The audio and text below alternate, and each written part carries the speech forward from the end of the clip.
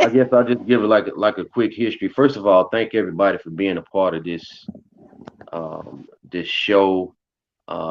This is the show of healing, as we already know from previous shows, and we're very blessed that our host invited me. Of all people, I'm considered like a controversial figure in some aspects, but just a little bit about me. I'm Vince Bryant. My full name is Leonardo Vince Bryant. I was named after Leonardo da Vinci.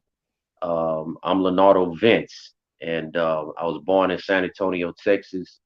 Moved from San Antonio to Houston, to the north side, raised on the north side of H-Town, Shady Lane, Parker Square, Jensen. Um, I graduated from Barbara Jordan High School, 1991, class of 1991.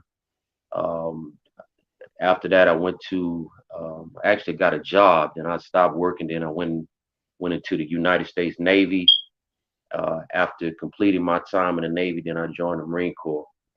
And I don't know if you're ready to touch on that part yet, but Well, I just want to let it know still be standing. what made you even go there. You know what I'm saying? Into the military. You know, I always was fond of a military lifestyle. From a child on up, I used to beg my mother to buy me the bag of army toys, the little army men, and from there, I developed a love for structure. Especially on top of my parents, we came out of the Pentecostal um, church, and and I just I always said, man, one day I want to be in the military, and the only reason I went to the Navy first because they was the only ones that showed up in my school. Actually, was them in the army, and I know I didn't want to be in the army because I was already turned off by Army ROTC and Mm. Barbara Jordan. So I said, nah. I ain't. So the next thing, I jumped into the Navy, and I went Uh-oh. into the Navy Reserves, and from there I got out, came to Houston, and got another good job. Got tired of that. I say, nah, I want to go back in the military. I say, but this time I want to go to the Marine Corps. I want to go to a branch that's known for fighting and discipline. And Mm. Did you feel that's like you needed discipline? nah. I really didn't need it. Um, but that was the reason I joined the reserves because I had a good job, but I always wanted to maintain a military structure, an element. Mm. Something in me just yearned for a military lifestyle. You know, Mm. um, I did my thing out in the streets, and but the streets, it gets played out after a while, and Yeah. I say, man, you know what? I want to do something different, and I want to be able to at least have that under my wing whenever I go into the job market, because that's the first thing they look at. What did you do? As soon as they see military, it's a whole different conversation. Mm. So during the course of my time in the Marine Corps, I end up being deployed to Iraq twice. So I'm sure we're gonna probably get later on get into that too. Mm-hmm. And you were prepared for that. Prepare for what the Just military. just knowing that you would probably get deployed. Was your heart ready for that? So um, one thing is Marines, all Marines, we are fighters by nature. We know that at some point there's a slight chance that you may go into combat. Then again, you got people in the military, in the Marine Corps, that's been in the Marine Corps 20 years, ain't never seen war. Mm. It's just a chance that you take. So I ended up in a reserve unit that was an infantry unit as well. So um, when our ticket got pulled, guess what? I'm a part of that. So it was definitely an experience. I'm sure you've seen the documentary and seen some things, but Yeah. it was definitely an experience that I would never forget. We don't know how blessed we are being in America. We talk a lot of trash, but we really don't know what it's like to be in a war type environment. On top of the fact, I'm from the streets. I was warring in the streets and warring overseas, so I didn't see it from both sides, and just blessed to still be standing by the grace of God. Uh, Mm-hmm. I don't know how deep you want to go into my experiences Yeah, I in want to go deep. combat. I want to go deep to when you found out you had to go. What was going on in your mind? So at that time, soon as we got the call from DC that our unit was getting deployed, I saw the message. I was one of the ones who intercepted the message when it first came down. Because anytime something come down to the unit, it goes to the officers and then it goes through the administrative piece. At that time, I was working in the administrative area of the Marine Corps. Um, so as soon as we found out, I told my superiors I want to go in before everybody else go in. So they have a thing called advanced party. Advanced party are the Marines who go in before the actual unit gets there. So Mm, we go and scope everything out before and set up everything before the actual unit get there to handle business. So mm, I did that twice. I volunteered twice to go in before my unit. So mm. I Any was reason why? one thing about me. I've always been a leader from the front. I'm not finna throw my Marines into something uh, that I could prevent. If I can see something ahead of time before they get into country, and what I mean get into country, get into a combat environment, then as a leader, I'm gonna lead you from the front. So if anything happens, it happens to me first before it happens to you and your family. See, Mm, that's some of the that's a I don't want to say it's a military thing, but that's a leadership thing. So mm, till this day, my Marines respect me. Those that are still around, they still respect me because I led from the front. And mm, um, um, you know, my life is an example. I always believe you lead from the front. Don't tell anybody to do something that you're not doing. Even in recovery and going through what we going through, I can share my experiences with folks because I've been through it. You mm. understand what I'm saying? I can't tell nobody about, go to therapy if I hadn't been through it. Yeah. You understand what I'm saying? So I guess to answer your question, uh, I was excited to go, but it was a whole nother story as soon as we stepped in Iraq. Yeah, so I was finna ask you when you got there, Yeah. what did you see? So I'm green. The first time when I got there, um, and bear with me because from time to time I can fade off, if you know what I Yeah. mean. Yeah. Um, when we first got there the first time, I've been in Iraq twice, but the first time we got there, we landed in Al Assad, the air base, and then from there we convoyed to the area that we were in. So I was actually stationed outside of the city that we was going to actually attack. Mm, So I was on what they call the FOB, FOB. This stands for Forward Operating Base. So the first day we got there, now take mine. I ain't never been in war. I was trained for it, but the first day we got there, as soon as they dropped us off, I kept hearing. In my mind, I'm like, damn, what the hell is this? And yeah. I just happened to look to the right, and I see splashes in the sand. Not knowing later, um, that was what they call mortars. So the enemy knew that we were coming.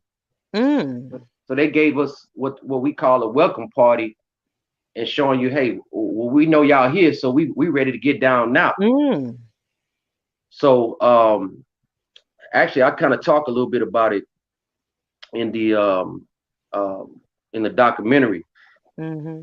and so I'm standing there like watching this, and I see Marines running, some running to the top of the building, trying to suppress fire on the enemy, and I'm just standing there like, damn, I'm really in this, man. And a Marine, it was a Marine that ran by me. He was like, he said, "What the f you doing, man? Get in the building." So right then, I took off with everybody else, and I'm like, okay. So while I'm standing in that building, I'm like, man, I'm really in this thing. This is it's really on now. So every day after that, we were in a battle every day after that. So what I Mm. mean by that, we got attacked every day, not just one day, every day till it was time for me to come back to H Town. Every day we got hit up. So just imagine getting shot at, and I ain't talking about with no pellet gun like these dudes. We talking about mortars. If a Mm. mortar hits you, they won't find you. They'll find pieces of you. This is what the enemy was dealing with us. Uh, uh, on my first tour. So it was so much stuff. I mean, my job was to train. I was sent there to train the Iraqi National Guard so they can stand up and be an army so we can get back to H Town. That was my Mhm. job, to train them so they can be an army to stand up for themselves. You know, Mm. on TV, we always hear, oh, they just trying to be the big occupiers. Man, we ain't care nothing about y'all country, man. We want to get over there to help y'all so we can get back to our family. So that was my job, to train the Iraqi National Guard. But in the course of training, we got attacked daily. Mm. I mean, I came acquainted with death real quick, Wow. to the point of where, let me just put it this way: people they really don't understand the Marine Corps. You can join the Marine Corps to be work in the post office, administration of airplanes, but all Marines, no matter what their job is, they are all trained riflemen. That's our first job. Mm. So if you work in the post office as a Marine, well, you're gonna go out and get some. If you know what I mean, you're gonna put in some work, and then after that, after you kill the enemy, you're gonna come back and pass out mail like it's nothing. Wow. So I mean, um, I took on a certain type of attitude, and I became friends with death. Mm. There was a time, and I'll just share this real briefly.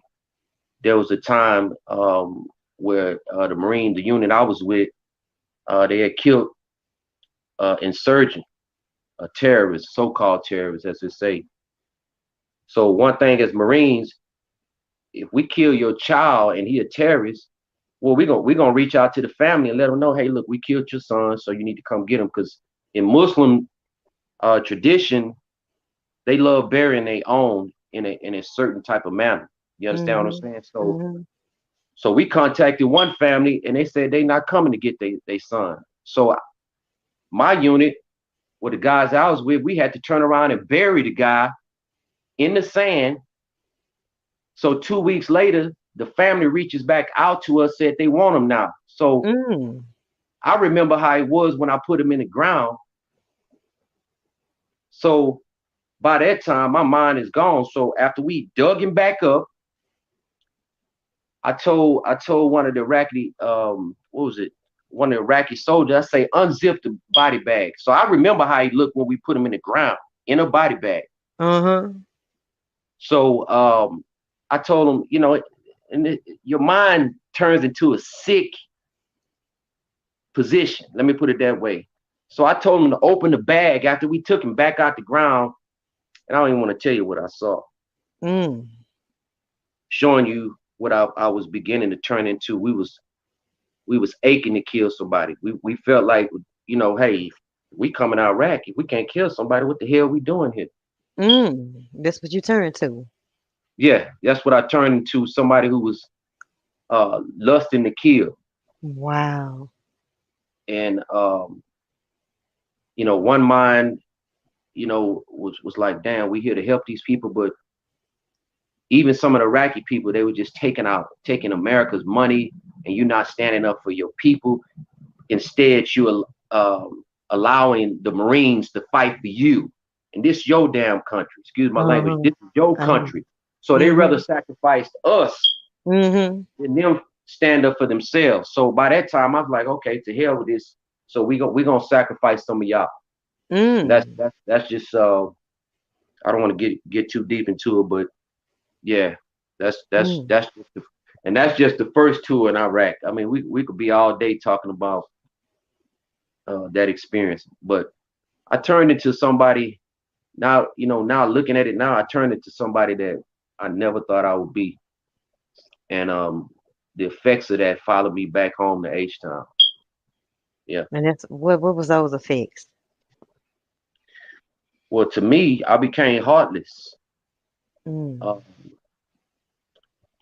I just, I mean, I turned into, um, let's put it this way. Before I left, I was the guy to make everybody laugh and lift their spirit. But when I got back, these are the stories that I hear that I was out of control. Meaning, um, you know, people come out my house and I let them in. I got weapons everywhere, money Mm. all over the table. Uh, Mm-hmm. just still thinking I'm in war mode.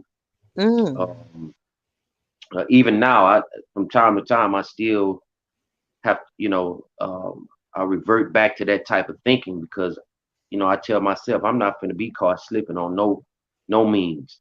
But Mm. but therapy helps. You know, it used to be a time where I used to check my doors like 5, 6 times a day. Now it's down to like three, thanks to Was therapy. checking the doors to see if somebody behind there. I keep hearing things because let me say this. Whether I done it, I gotta watch how I say this. Whether I done it intentionally or not, I played part in a lot of people lives being lost, Mm. enemies' lives. I'm not Mm. not innocent folks. Mm-hmm. They fought for what they believe in. We handled our business, and sometimes I think that at some point, you know, and it could be my mind just saying this, but I don't want to be caught slipping. So I always check every little thing. Like even where I'm at right now, I'm out in the middle of nowhere.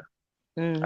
I moved out of Houston because it was just too unsecure for me, and it was just I saw myself going back into the old me. So I guess to get back to the point that I'm making is that I still have what they call in mental health re-experiencing thoughts. Mm. Um, Certain things like trigger me off. You understand what I'm Mm. saying? Like kids laughing, that Mm-hmm. triggers me off because it reminds me of the kids when we were on convoy in Iraq. They used to run up to us asking for candy and asking for hearing kids laugh. I automatically think about Iraq. Um, like even right now, my oldest, she's here with me right now. She can kind of recognize some of the signs now. Um, but I believe I'm a lot better thanks to therapy. I'm not gonna sit up here and lie. I done been through like 3, 4 therapies, and they've Mm-hmm. helped me tremendously. Um, but I'm not gonna sit up here on your show and lie like I'm just 100% fixed Yeah. because there was some things that I learned as a Marine that can protect us in this day and time. You understand what I'm saying? Mm-hmm. Even with the Yeah. flood and all that kind of stuff. I mean, not the flood, but the way the weather is right now. See, this ain't nothing to us because we didn't been through worse. I didn't been through cold weather training and mountain training in the mountains and all that. This is nothing, but to the average civilian that haven't dealt with that, Mm-hmm.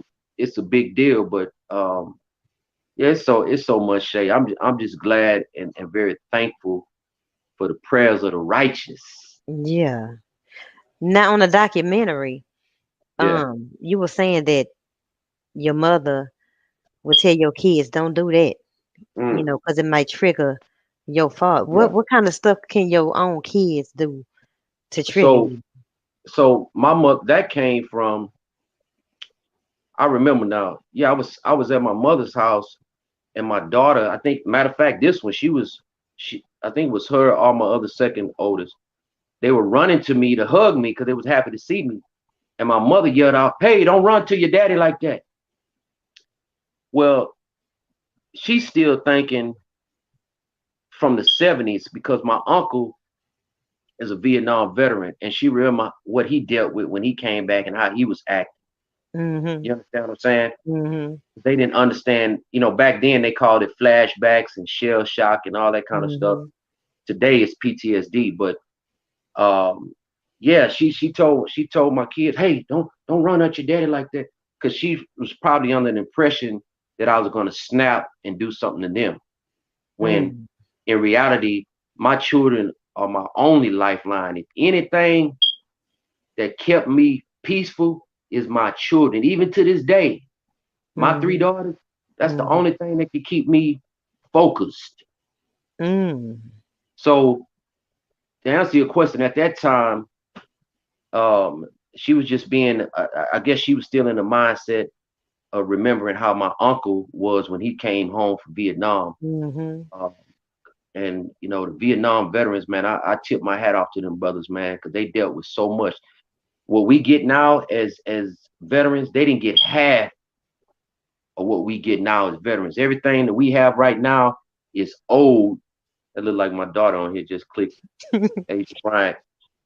Everything that we have right now is owed to the Vietnam veterans and the veterans who came before, because they didn't they Yeah. didn't have therapies and all these kind of things like we have today. Mhm. So yeah, to answer your question, that's what that was about. I think she was just really being cautious because my mother saw a change in me. Uh, Obviously, your mother gonna see more than anybody. Yeah. So You what know, happened to make you say, you know what? I need to go get some therapy.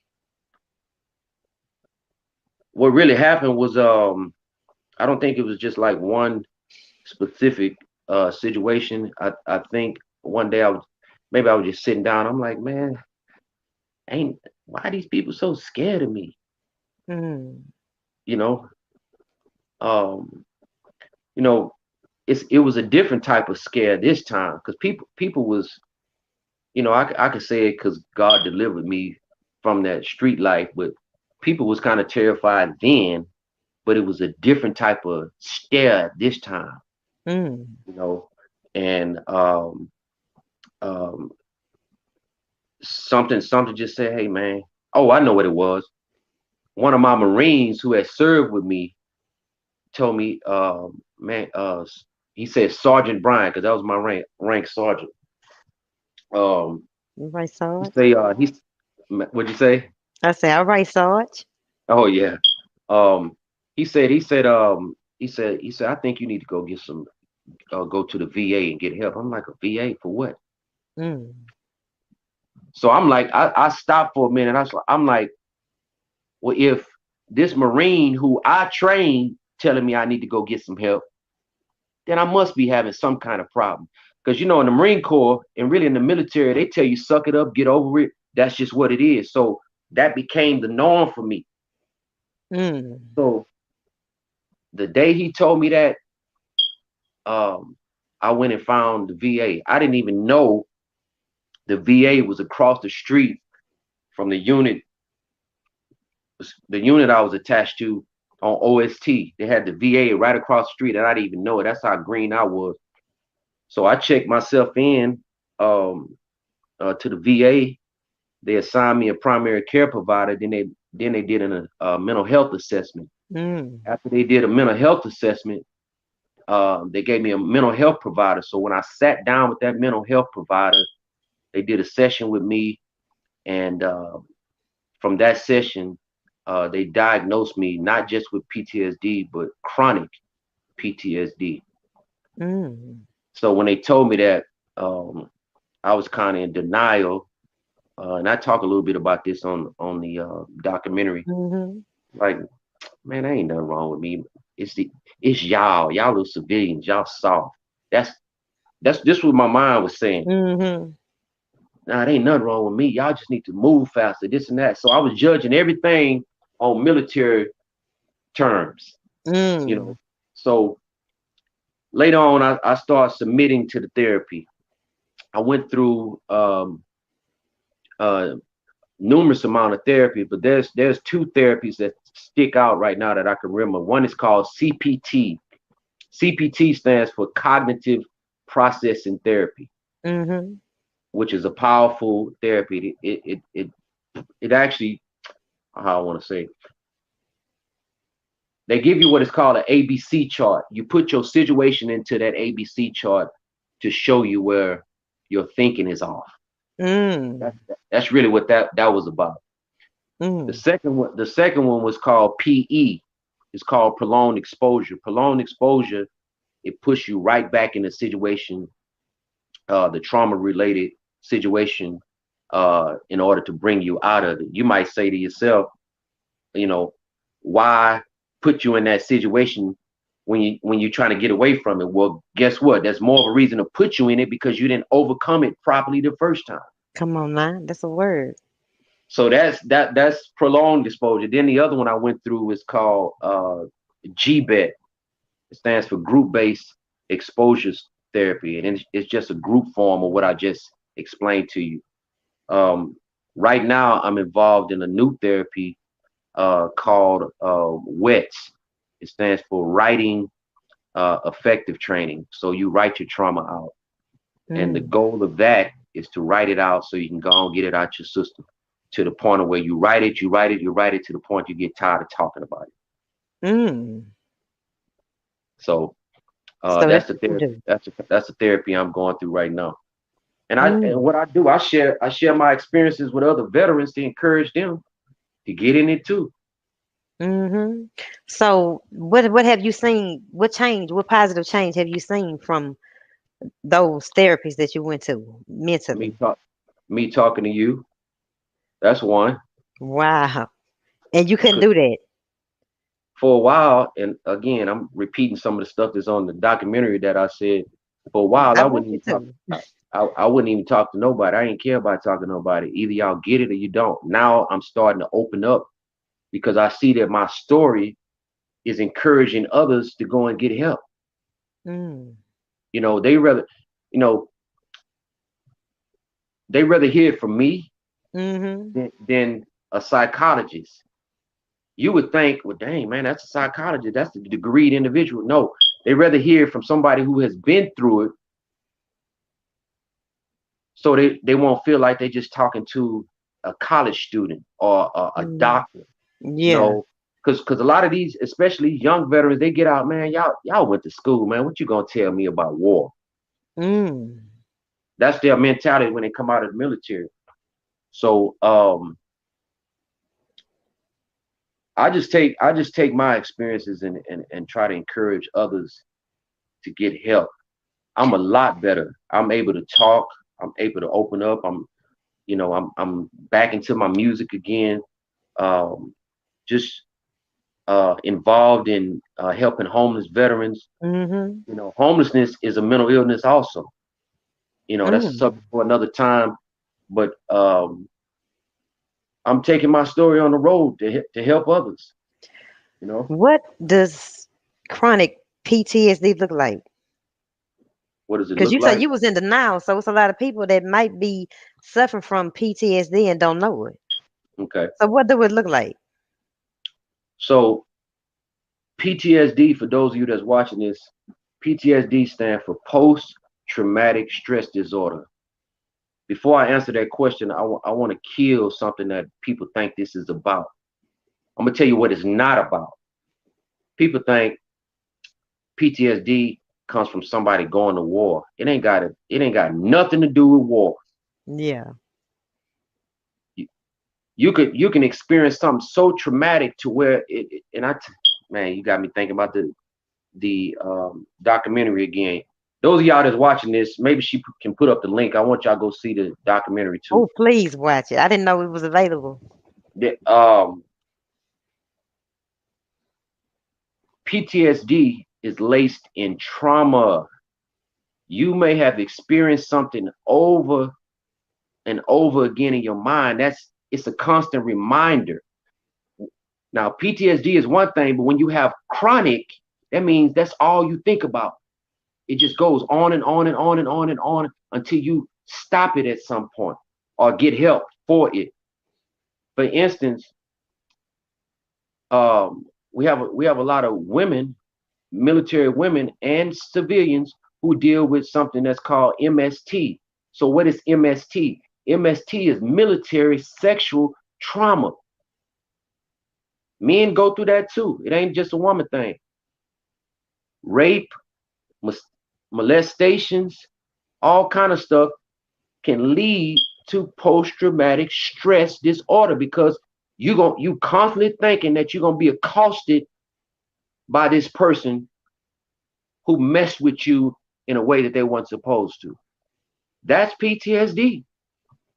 Constantly being reminded you can't give a relationship a chance because you're constantly reminded about what somebody else did to you when it's really not fair, but that's something you got to overcome. Mm. So chronic is just constantly you living in that moment. You living everything you do got to be this way, this way, this way, this way, this way. Okay, okay. He looking at me this way. Okay, she looking at me. And in reality, that may not even be happening, but your mind. That's what I'm saying. This whole thing is about redeveloping your mind. Mm. The scripture has taught us. Now we go into scripture. Let me throw this in. The scripture has taught us to let this mind be in you, which is also in Christ Jesus. So guess what? Now we got to look at what kind of mind did Christ have. Why are Mm. we not operating in that mind? Mm. Yeah. I'm not gonna get started. You need to So get started. so we got to go through these different things in order to have a testimony on the other side. Do we got some questions? I don't know if you're I saying see somebody's one. saying something. Knowing all the things you know, would you advise someone to go to the military? Knowing everything. Well, me personally, this is me speaking. I think everybody at some point should have a military experience. Let me put it that way. The United States is the only country that doesn't require its citizens to at least serve 2 years in the military. If you look at all these other countries, they're a lot more structured than us because they have at some point some type of military element. Now, going back to the question, I don't want nobody to experience what I've experienced. And this is just one story. It's people that have I've seen some real ugly things and experienced some things. But I wouldn't wish that on nobody. You really just taking a chance. If you remember what I mentioned earlier, I said there are people who have been in the military 20 some years, ain't never seen no war. Mm-hmm. I I just got randomly chose. So that's Mm. a chance you take. Just like going to work, that's a chance you take. But I will say this: I think at some point everybody should have some type of military embodiment or military training, whether it's in the military or not. Now, I will say this: I wouldn't want anybody to go through what I went through. I Mm. wouldn't wish that on my worst enemy. Mm-hmm. Because when I tell you I became acquainted with death, death became a friend of mine to the point of where um, um, if I couldn't be involved in something that was death oriented, then I felt that I wasn't nothing. So Mm. to the sister that asked the question, let me just say this: I believe that everybody should have some type of military, uh, structure. Uh, at this time, and I know this is the question she really trying to ask. Do I really? At this time, I wouldn't encourage anybody um, to be in the military at this point until we can, um, as a country, get ourselves together. Now, please be advised: we have no right to knock those who go and serve. You have no right to do that because if you're not gonna do it, please keep your mouth shut about those who do serve Yeah. because we living off the backs of what other folks have done. See, Yeah. it's so easy for us in America to say what we wouldn't do, but you don't know how it is to have a missile shot through your house. I'm not talking about all this foolishness in the hood, a 9 millimeter and a gauge. That ain't nothing. We don't know how it is to have a missile shot through your house. There are Yeah. people right now while you are sleeping who are protecting you, whether you agree with them or not. Don't Wow. disrespect anybody who has served or is currently serving in the military. If you don't understand it, just be quiet. But I Yeah. will tell you this, you are benefiting off the backs of those who are serving right now, whether you agree or not. Yeah. There are people who are protecting us and making sure that certain things are in place for us to be protected when we go to sleep at night. So Mm. I know I went Yeah. off on a tangent, Yeah. but That's all right.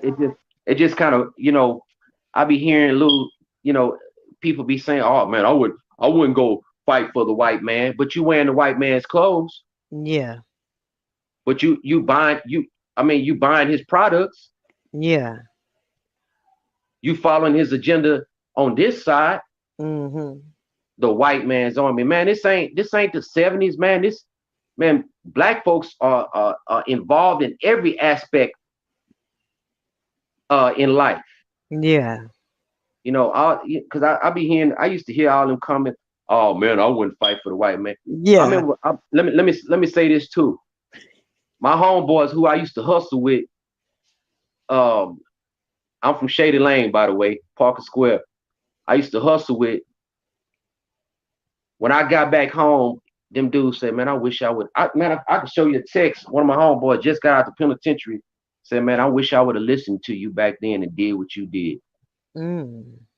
These are the same dudes, my homeboys, that was talking Yeah. about, oh man, you was making all that money in the drug game and then you go fight for the white man. Fight for the white man. Man, Yeah. you benefiting off of what we do. And Yeah.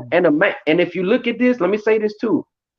Some of the main ones that's talking that you can't even qualify to get in the military.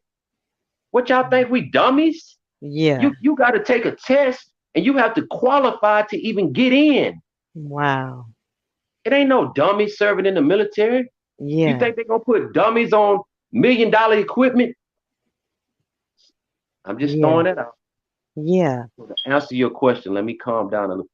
To answer your question, I think everybody should have some type of military background, but at the end of it, make sure it's followed by education. Yeah. That's what I'm right now. That's what I'm pressing for. Education. Yeah. Educate yourself so you can help somebody else and help yourself out of the condition that we in right now. Yeah. I am a revolutionary too. That's another side. I don't know if you want Uh-oh. to get into I don't know, Lord. But that. I have a question that came to me. Yes, ma'am. Do you remember the moment that you began to feel again? Because you was numb when you came.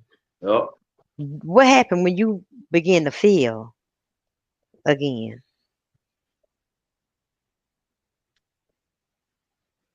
can you expand a little bit more on the As field? far as, you learn how to suppress Hmm. emotions. You was numb. Okay, So in therapy, don't you have to get I acquainted, got you. get back in touch with? Hmm. I got you. So I started therapy. I got out. Excuse me. I got out of the military in 2009. I started therapy in 2000. I'm saying 2009, 2000, in 2012. That's when so maybe 2 years after that, I started winding down and started, okay, now I'm getting back to me. Mm, I'm not 100% where I need to be, but I'm that numbness or not giving a damn, excuse my language, yeah. not caring. Now I'm starting to care again. Mm, Now I'm starting to be a little bit more sensitive to people's feelings. Now mm, I'm trying not to judge everybody on military standards. mm-hmm. Now I'm seeing the big picture. Maybe I am um, being a little too harsh. Because I'm Mm, telling you, Shay, I was man. It was so. I mean, people would drop. trash on the ground, and I just go off on them. Man, pick that up, man. Where you think Oh you at? yeah, just Yeah, going in. Want folk to just. because I mean, in the military, you're not gonna drop no trash and just leave it. I mean, but I was so caught up, you know, at that time. I'm just giving you a small example of Yeah. how it was, but so I would say maybe 2 or 3 years after therapy, then I started the numbness started kind of wearing off a little bit, you Mm. know. But I stay in therapy. I have to stay in something because I'm not trying to go back to the old me, like Mm. what I turned into, because that person, um, it was heartless. You know, Mm. that person didn't care. That person would go to a funeral home and sleep in a casket with a dead body like it was nothing. Mm. That So, person. how does a person? Were you able to have a relationship? Say that's another thing. I got 3 daughters from 3 different relationships. I couldn't keep a relationship. Um, Believe it or not, I'm not in a relationship now. Mm-hmm. Uh, and I think that's because it's just me, and that's another thing. When you gone, you start developing you stop trusting folks. You know what Mm. I'm saying? Because I used to see this. I used to see soldiers and Marines.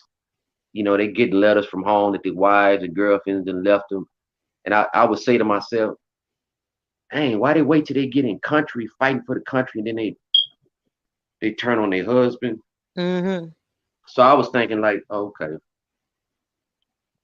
that same thing gonna happen to me, and um, couldn't keep a relationship, you know, Because you make didn't trust them I didn't trust them, but I also didn't trust myself.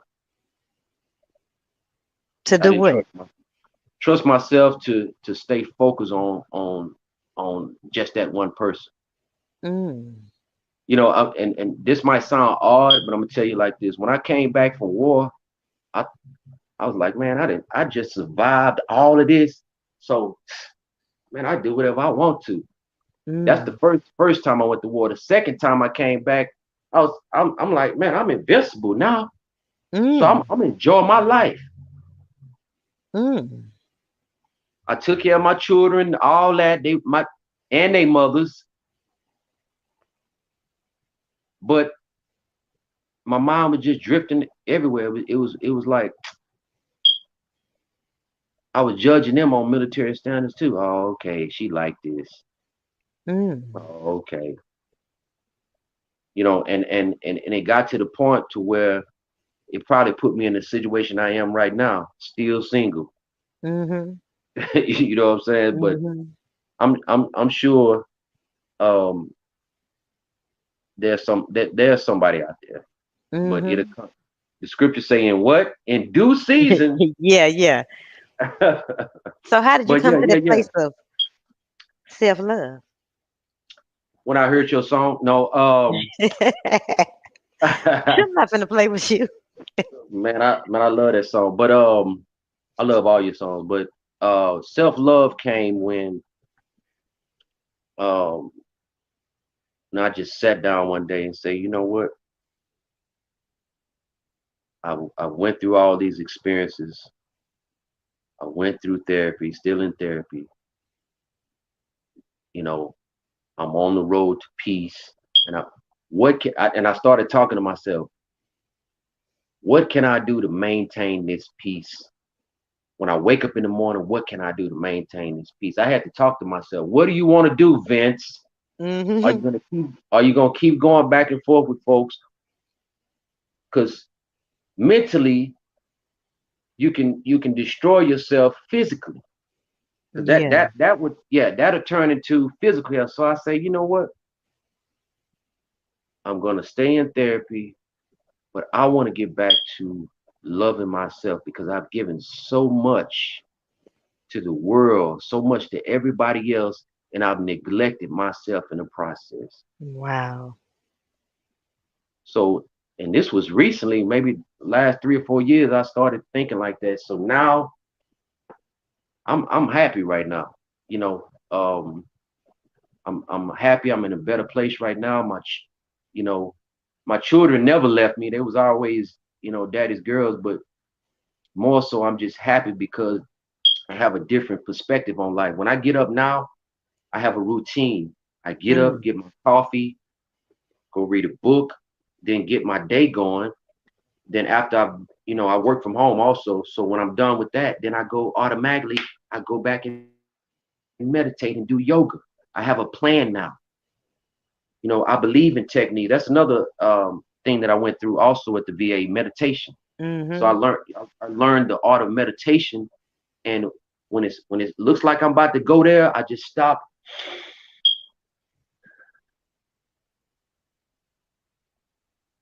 just bring myself down. Mm-hmm. We call that in the church the spirit. Before you know it, now I'm just chilling. Okay, let me utilize the tools that I've learned. See, I have to tell myself, okay, Yeah. don't go there. Use the tools you've learned because it'll take a Yeah. split second and you can go from 0 to 1,000. Yeah. Yeah. Yeah. Let me stop. Okay, I'm gonna use this tool today. When it look when it look like somebody's trying to test me, in reality, we don't know what that person has gone through before they even said something to you. So we can't automatically assume they're trying to just mess with you.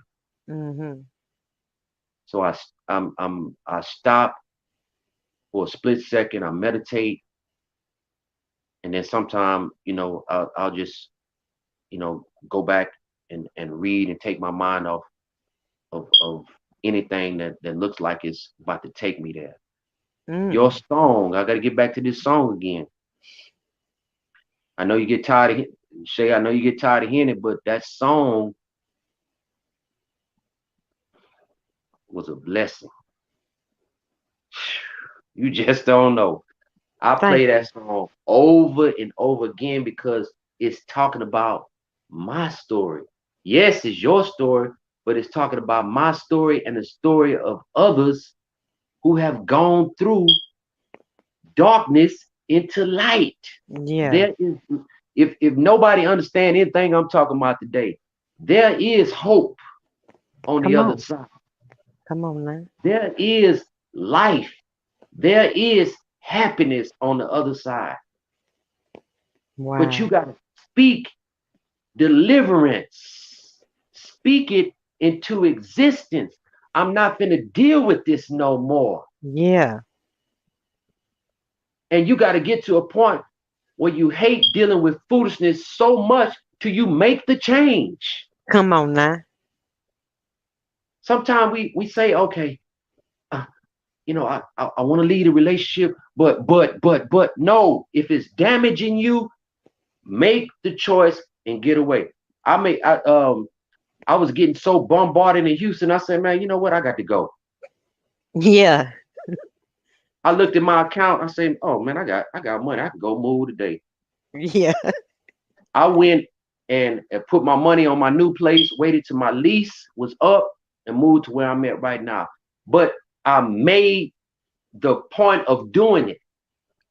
Sometimes when you have a good heart, people can use you, Yeah. and you get so used to being used to the point you don't see past being used. Yeah. The That's it. scripture has taught us to lay aside every weight, Yeah. not just one weight, every weight Yeah. that so easily besets you. Come on now. I laid aside those weights. I'm Yeah. living good. I'm living good right now. I may not be a millionaire, but I'm living good. I got food, my kids, all of them, they taken care of. My mother, when she comes over here, she looks like, oh my God, the kind of peace.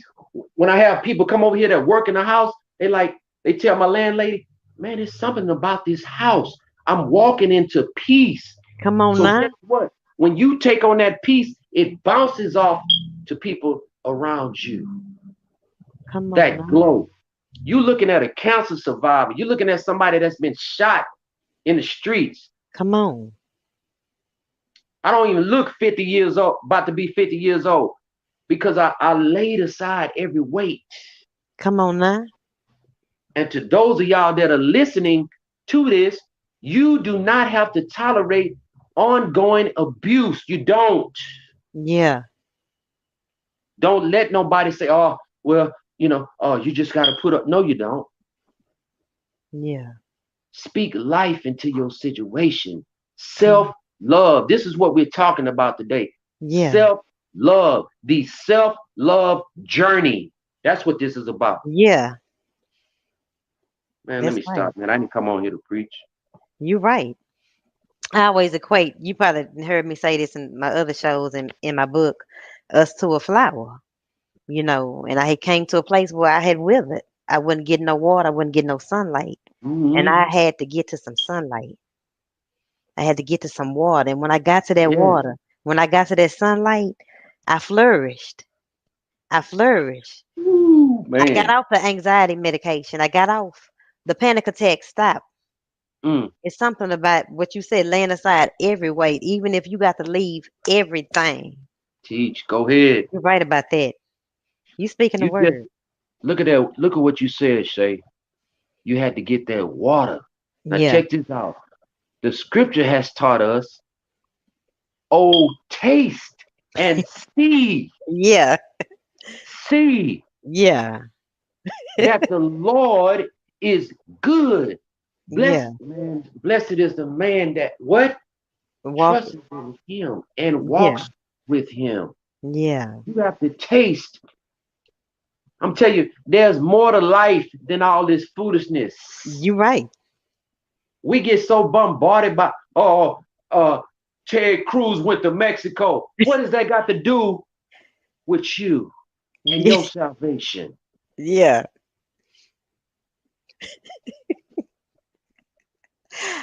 I can hear Man, my let me mama laughing stop. at Let that. me stop.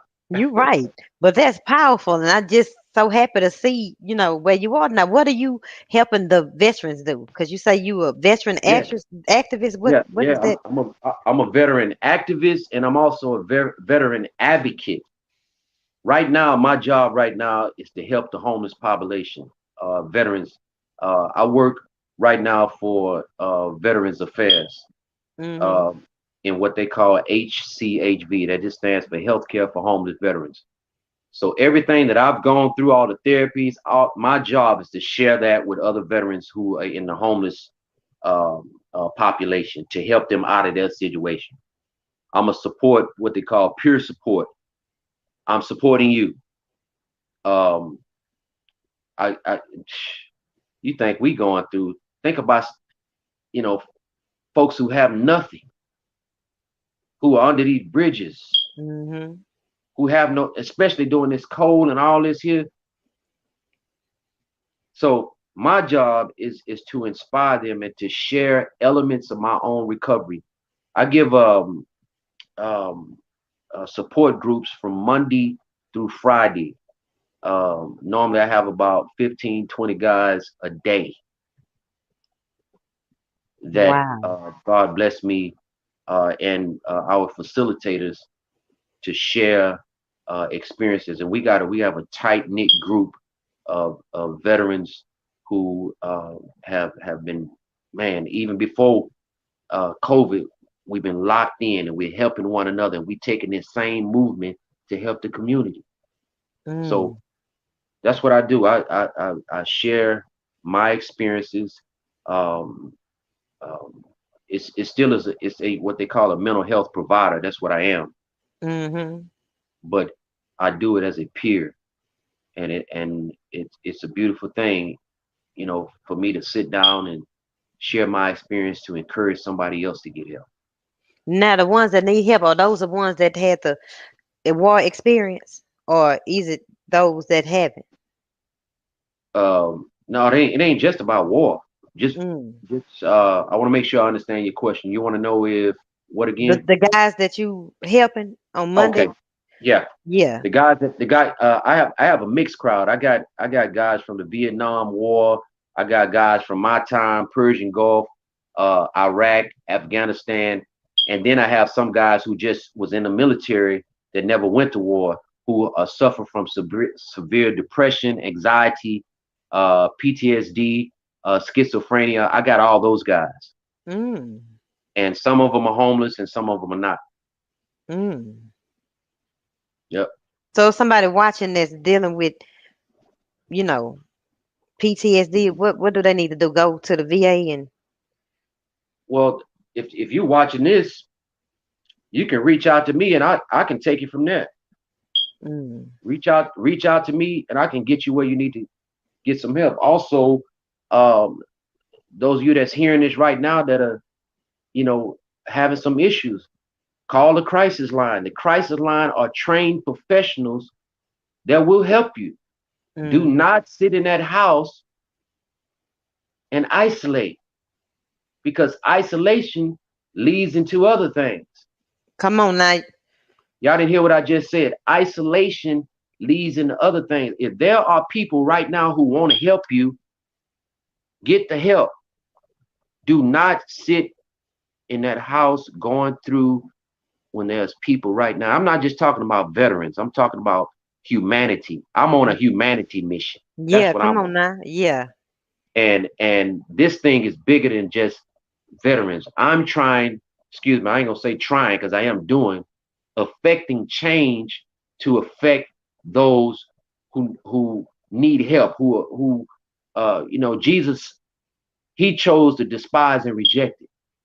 So that's the ones that everybody gave up on, send them to me. What Because about the ones that I'm a, gave up on themselves? yeah, send them to me. And my track record, and I gotta give praise to God because it's not me. I'm just a vessel. But my track record shows somebody just said something. Yeah, you're right, sister. Mia Bourne, she said, don't isolate. Yeah, don't isolate, because that'll lead into other things. If you're going through, talk to somebody that you know is serious about helping you. Set up what they call a RAP plan. WRAP. RAP stands for Wellness and Recovery Action Plan. Write you a plan out. So in the event you have a depressive mode, if you need somebody to act on your behalf, it's already laid out. This is who I want you to contact. This is who I don't want you to contact. We need to put those people on there because some people trigger you off more. Mm. Set you up a rap plan. So in the event you get into a mode where you can't think, all you got to do is hand them the paper or put it up or post it somewhere where somebody can get access to it. Because the ultimate goal is to get help.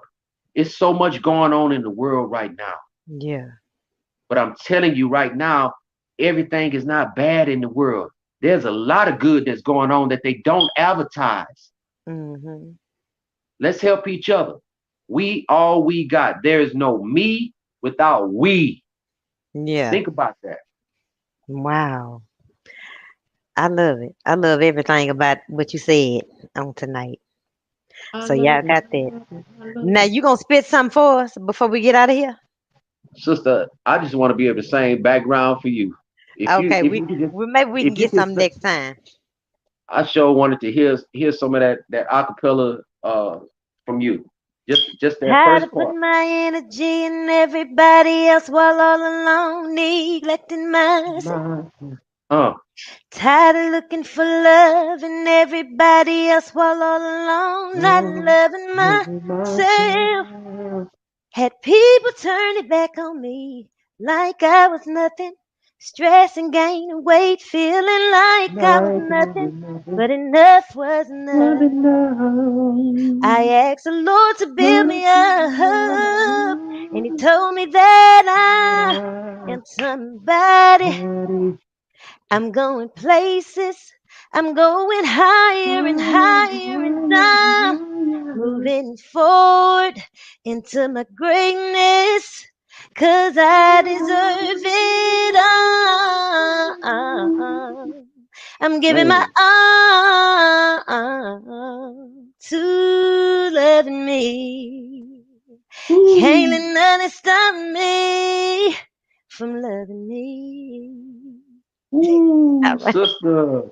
Y'all give those of y'all that's watching. man, if y'all ain't got that single, go get that single because